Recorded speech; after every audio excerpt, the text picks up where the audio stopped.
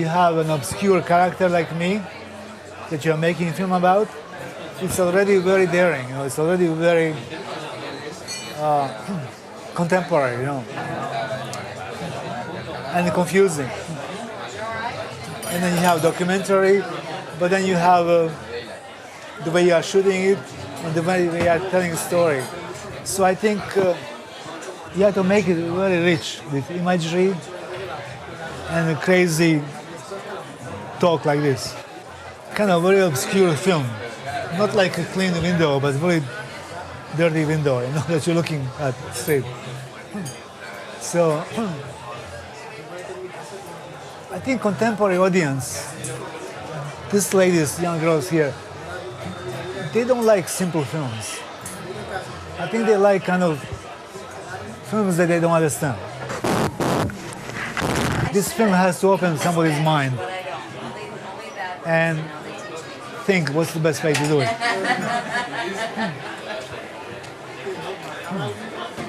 Everything is changing, so I think it's open to be creative. You really have to have your idea and fight for it.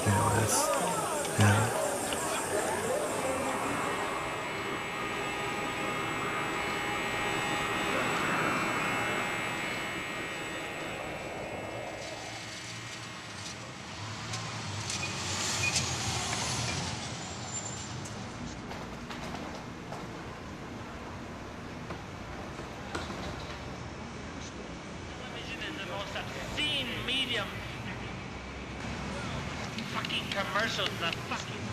Jag förstår.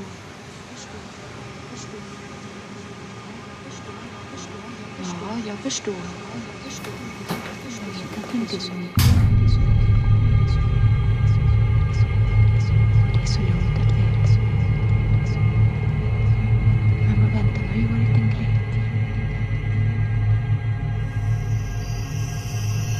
I was a poet, I was born poet, I was born artist, That was my drive, The eyes of truth are bright. The lips.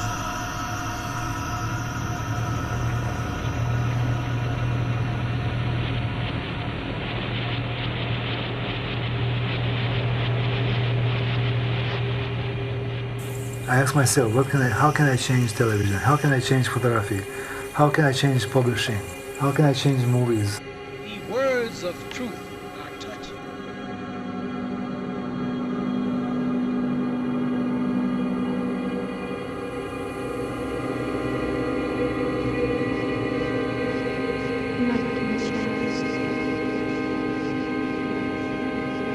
Låt mig aldrig vara elak. Kan inte du falla på knä också? Knäppa händerna.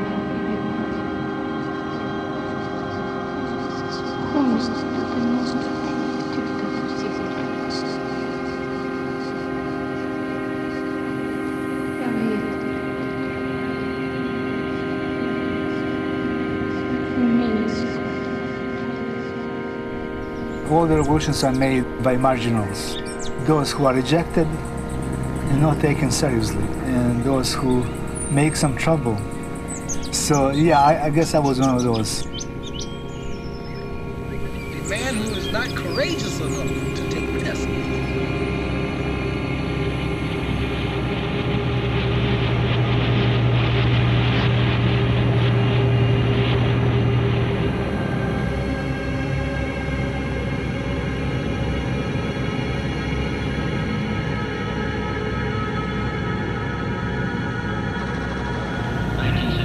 $75 million for fiscal year 1975 to fund the corporation. This bill would also authorize the appropriation of $25 million. We're looking at the farmhouse here. This is the original owner of the property, lives in this house. Hello? Listen, we need someone in emergency. You only have, not that experienced people? Okay, Andy. Ron Glell and Andy Warhol facing off. In the 70s, we were so much inspired, inspired by ideas, by drugs, by Warhol. Everybody was busy destroying things, They grew up in 20th century. And here I was there, I grew up in 19th century. Okay, so 100 years difference between me and these people. Nino! I fired Nino 2 weeks later. Oh, you fired Nino? I fired Nino. I did not know. It's a me. I thought it was a me you wanted. It's just a mana. It was Nino who got me excited so I could make babies with you, Sophia. Oh, okay. Okay. All right. Okay, we go. Okay, I'll hire him back. He come back. He's But been here too long. I need Nino now. Is it Nino? No, I said it Nino way. It's still a Nino. Well, Hey, Nino, it's a Nino. Ah, see, he's a very good director.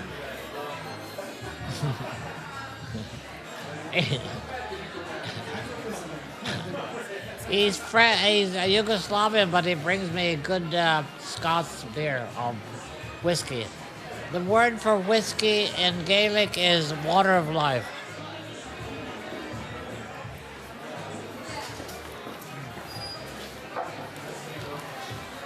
And this is a Vicodin. Very sophisticated. But I was for years on, this is very mild, but it helps. Thank you. Very good. Fools are not entitled to know. It was one restaurant, Max's Kansas City. They had all these great people in there. There was one loft, studio, Warhol's factory, I was with Warhol, but I never wanted to be part of the factory, I kept my distance. The people who were part of the factory were people who were completely lost. I was close to Warhol's factory, but I was at distance, because I didn't want to be a part of him, because it was a very special moment, I think, that Easy Rider movie was made, about that time, and hippies and free love, was all happening.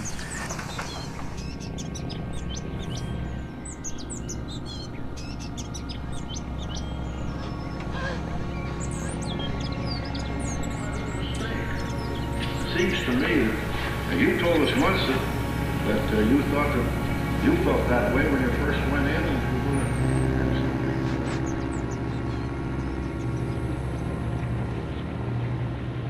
This is better than the Gershwin. I want to make love on the garbage. New York City, this is great.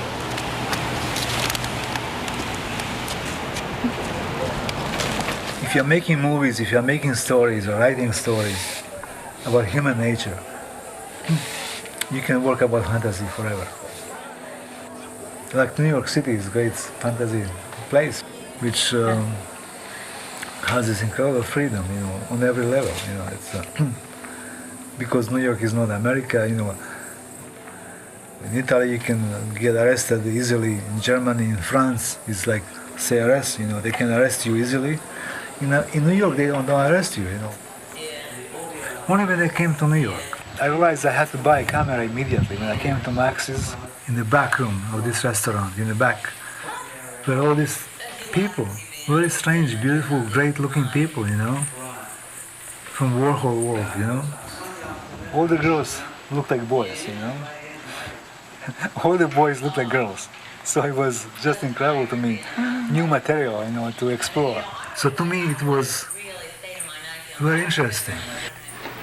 We're looking at the farmhouse here. This is the original owner of the property, lives in this house, and he rented some land out to Ali to train on, and Ali ended up buying this property here and building these log cabins.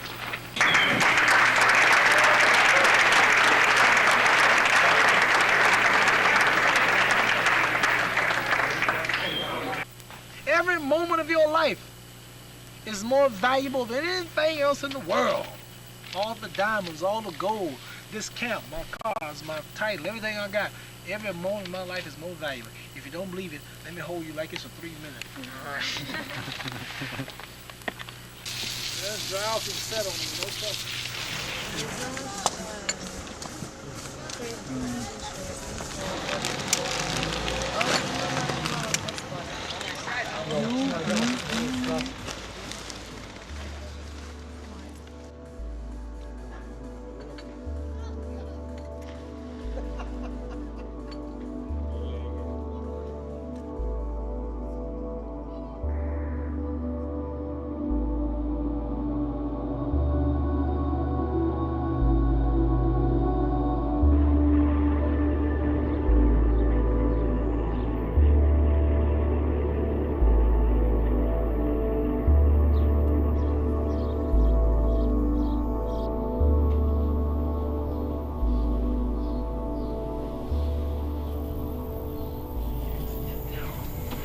Scala Ponti. Sophia La Pupa Lorenzo as the wife of Frankenstein. And my son, Micala Ponti dalla Pucci, Pucci Ponti as son of Frankenstein. Here we are at Max's Kansas City. That was the gorgeous Serinda Fox. Anton took that shot, right? Then in New Yorker started writing about us. We were in Interview, of course, a lot, because Interview was Andy Warhol's paper, but Anton shot all these shots. So here's a gorgeous shot. People started writing about the political aspects of it. The first political major piece was in the Village Voice. I see it's February 8th, 1973, so don't try to figure out how old I am. And it was called then, it's funny, Unusual Airings, 1984, and the Cable. And it's called Public Access TV. Then Ernie Leo Grande, a great reporter from the Daily News, wrote a whole big piece. Then it started the New York Times, and this was, let's say this was February 27, 73. This is March 1973, where the New York Times called it a hint of scandal, focuses attention on cable TV, because this was scandalous. And there's the big, well, we have two big pieces. April 9, 73, a big piece in Newsweek, and that was incredible. And then here we are, May 27, 73, the New York Times Magazine with big pictures of the three of us. This was my dear friend Tinkerbell that jumped out of a window and is not with us for many, many, many years. Naked man in bath, traffic light protest, school board hassle, real estate advice. What's all this on TV? Oh, it is you I've always admired the most.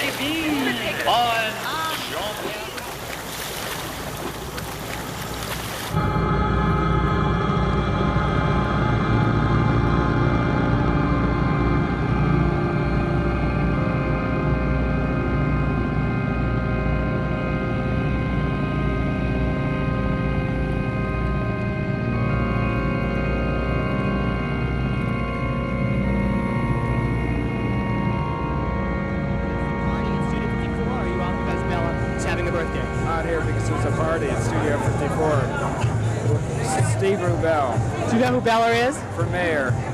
You're for Bella, aren't you? Yeah, I'm for Bella. Okay, can you tell me why? She's everything I wanted to be. That's good, Som kommer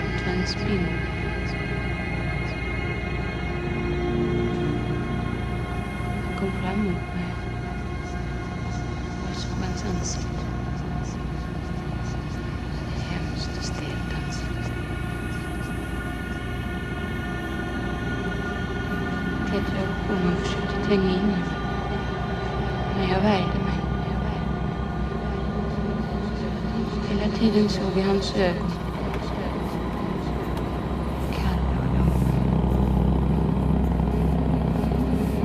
När jag inte kunde tränga in i mig.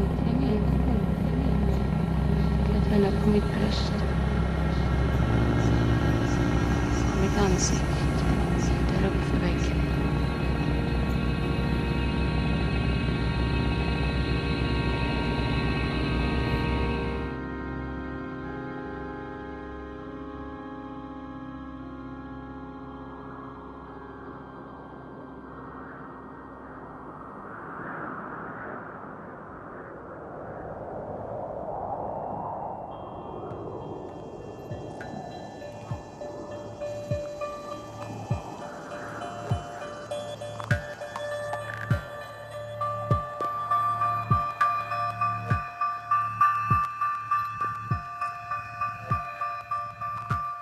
'78 was the emergence of a new tribe of people called the beat punk generation. It was a combination of the beat generation, the Warhol generation, and the punk generation. It was a wonderful crossover between those three generations. And William Burroughs and Andy Warhol became the godfathers of punk in 1978. By then, Anton was also doing a different type of photography, working out of Studio 54 instead of Max's Kansas City.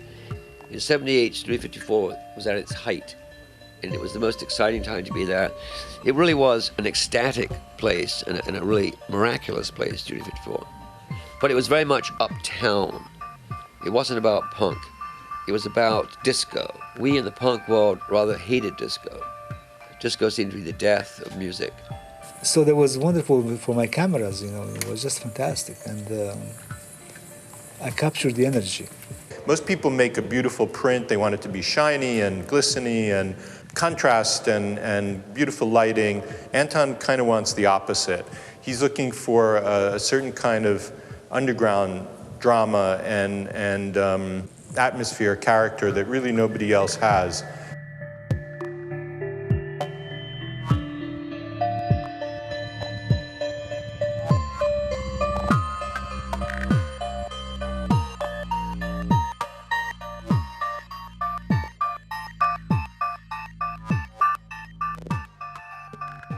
I didn't look through my camera. I had my camera somewhere here because the camera was like non-existent in my mind. There was something in my hand that I had to do this, and the picture was taken. Because taking pictures is not a technical thing. It's an instinct. I have to compose it. It was just automatic, you know. Okay, maybe that's enough of new work. Rhinoceros horn. How do you like silver? I tell you already, like it better gold because it's more interesting and also more musical traditional textures. But anyway,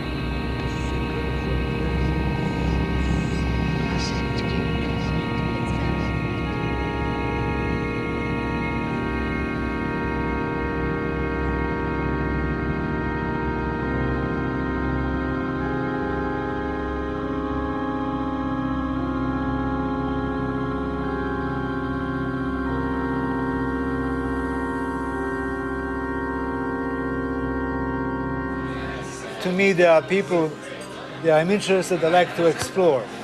What do I have? I don't know what do I have. I have camera and a few people. And I don't know what I'm going to get, but I'm going to get something.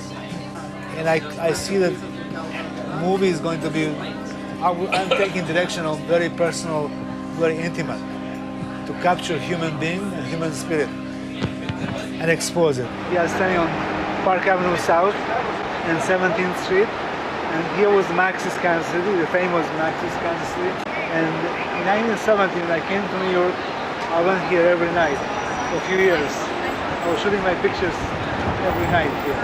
It was fantastic.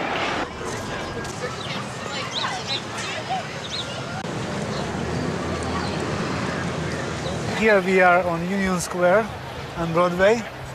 I'd like to show you where Andy Warhol's factory was. It was right here in this building, Baker building on the 6th floor. So when he moved out, he moved to this place here on the 2nd floor. This great movie star, Tomas Milian, who was the #1 box office in Italy, he gave us Andy Warhol's factory. He appreciated what Anton was doing, you know, and I was doing. So we lived together and had this huge space. So I made many crazy videos here, and lots of photography. It was a really great time. Yeah, in the 70s, when I was here, New York was very, very small. I was here at Old Warhol's factory, Andy was there, and Max's was there. So that's it, you don't need anything else. You know, the whole world was here.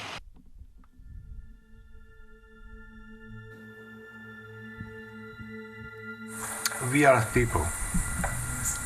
If we are comfortable, we are going to say things. that we're going to be honest, you know. So to me, I think it's actor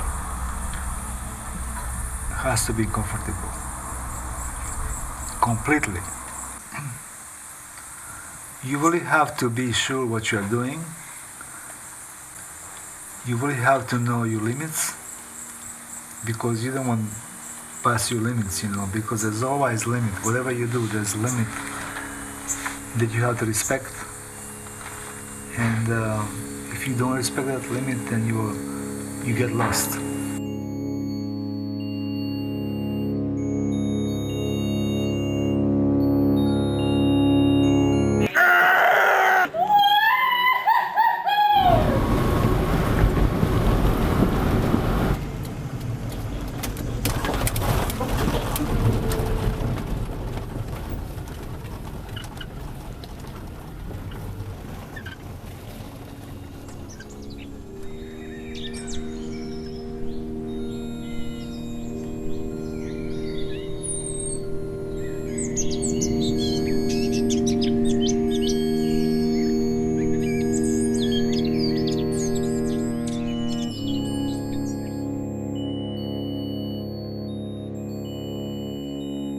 Why do we need to have every street on a MapQuest?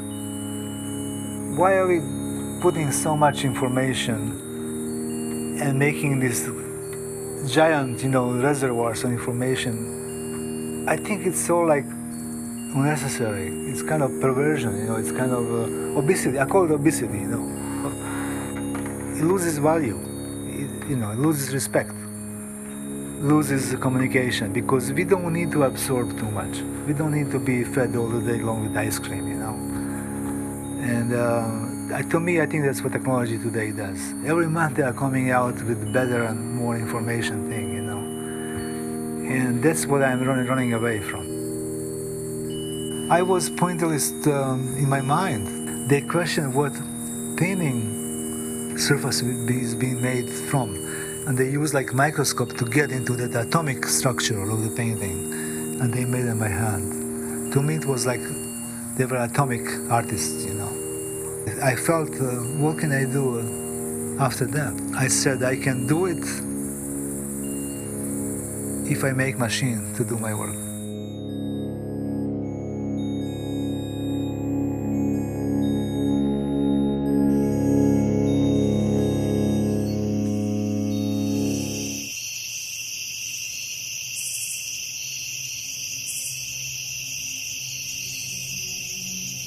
Some musicians kind of influenced me a lot, like punk artists. I don't know what they did. Nobody knew exactly, but they were making a lot of noise. Maybe I can do the same thing in art, you know, in painting. When I paint, I'm like mad pianist or something, you know, crazy. So sometimes some of my paintings they read like music notes.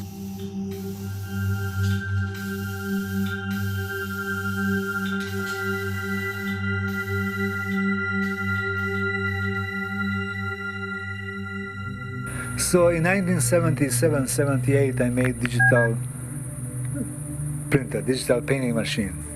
I made this machine that is this painting, this combination of printer and scanner in one piece.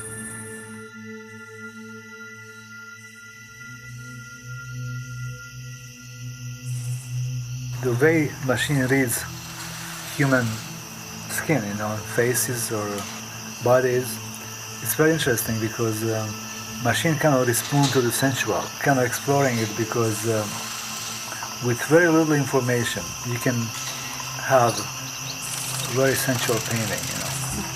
I don't go into details because I really can't, so I just go kind of very rough, abstract. I find beauty in making painting today based on language of communication and materials, you know, elements of communication, just to communicate nothing.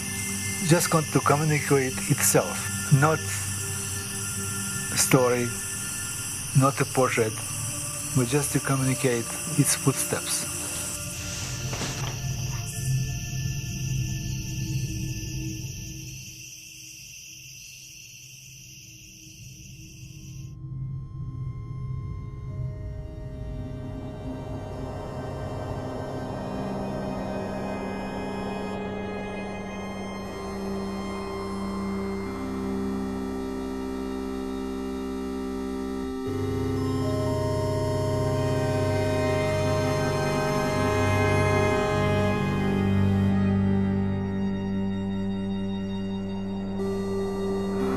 no electricity in my house until I was 15. No television. I never saw television in former Yugoslavia. When I came to France, I discovered television. But then I came to New York, and I saw it with my heart and my eye of an outsider. So I was able to see things that Americans don't see. I was able to immediately to figure out what can I do for American television, because something was wrong. It was too Puritan. And I was a rebel and revolutionary, so I wanted to make revolution with my own means, you know.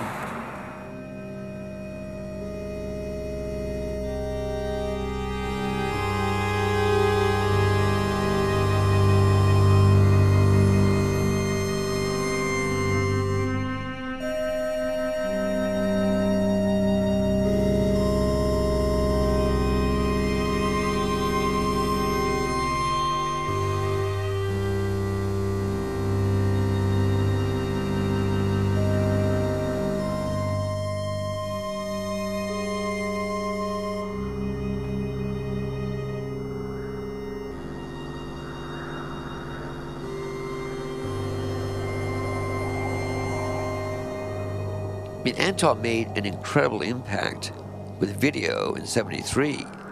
Anton is probably the one artist in New York I've kept in touch with for the longest period of time. Anton was there recording how New York was, recording them in black and white, moving on into color later. Anton really had his pulse on the city. The way that Anton Perich changed television in general was, it wasn't really scripted. It wasn't really reality. We just started filming, and then Anton really got it on TV almost immediately. We didn't know anything about editing. We had no scripts. And people considered what we were doing important because it had never been done before. But I was very lucky to find some really great people that they were so serious about their work, you know. They believed what they were doing, you know. And they were so honest and good about it, you know, and to sacrifice, you know, their lives for that, you know. He was able to really tune in, just really get inside what New York was like back then. What Anton was doing was real people alive today. He wasn't doing dead people. He was doing Louise Nevelson, John Cage, Merce Cunningham, Salvador Dali. He was doing the great underground stars, Monique Van Voren, Rudolf Nureyev, the great stars of the stage, the screen, the people that went out. And it was a wonderful place because it really brought together all the different elements of the New York culture. So the moment I took my camera out, they did great wild things. They were you know, themselves. They did the number, you know. They did everything, you know. I didn't speak English much, you know. Very little, but that doesn't matter, you know. I had a sense, I had the, you know, I had the energy and the eyes, you know.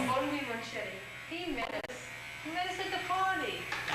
Anton just had an eye and you know, a lingering feeling when his camera brushed over women. And you have to remember, this is before Midnight Blue. This is before anything. There was just no nudity on television. I realized that cable television was giving free time for artists, producers, video artists. So I took 1 hour, very cheap, gray, black and white video. Sound was really bad. You know, an American, old American drinking whiskey, he has to have perfect image and perfect sound. If it is not perfect, then it's bad. It's bad for him. My camera was always very nervous. You know, my camera was like Van Gogh. For television and for movies, I wanted my camera to be constantly moving, constantly searching. You know, very nervous. You know, never happy. Next thing was materials, programs that I put on cable television. I put all these materials, all these subjects that were never really exposed on television. My idea was exactly to change television with all of these subversive, revolutionary means. My idea was to destroy American television, you know. And I did it, you know. I wanted to change painting, and I did it, okay. I don't see myself dedicated to one thing, because my spirit and my happiness is trying many different things, I was always very interested in always new technologies, and if they don't exist, I make them myself, because there was no painting machine. 30 years ago, I had to make it myself,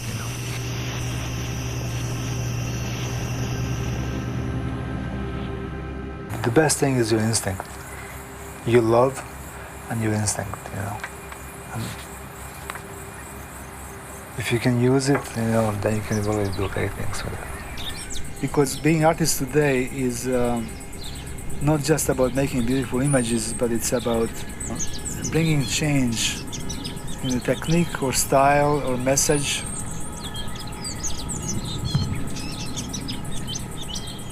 And fighting for it.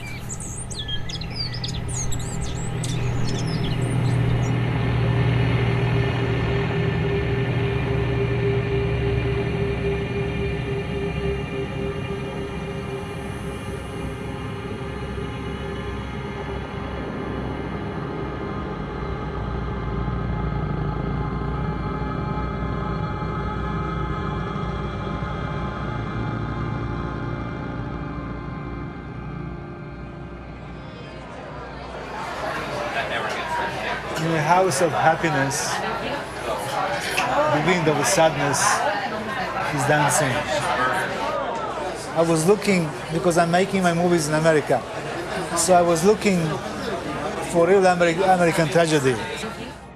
In New York, for a while I was working with Bert Stern, and his photographs of Marilyn Monroe. And to me, she was like messenger of this incredible American drama that one girl can represent. Drama of the whole country, and that's what I learned, that I can really, that women are like kind of best instruments to measure sadness or drama of the country or the period. So to me, this girl is like Andrea Feldman, who killed herself.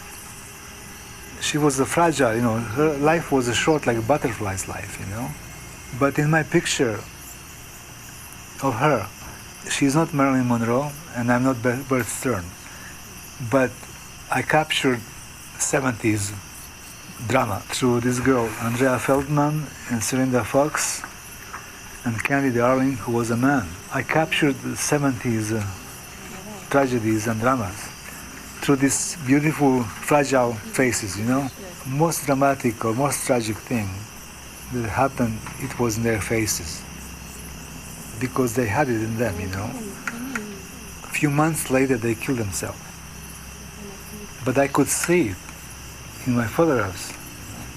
You can read on your face. And we forgot about it. I think it's good to know that.